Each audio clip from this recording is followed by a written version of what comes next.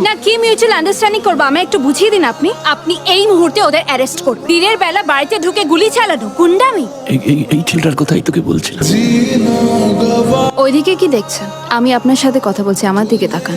দেখে তো মনে হচ্ছে না কোনো স্কুল কলেজে যাওয়া হয়েছে। এক্সকিউজ মি, তুমি ভুল করছো। আমার ছেলে রুদ্র যথেষ্ট ভদ্র ছেলে, ভালো পড়াশোনাও করেছে। তাহলে তো দোষটা আপনারই স্যার।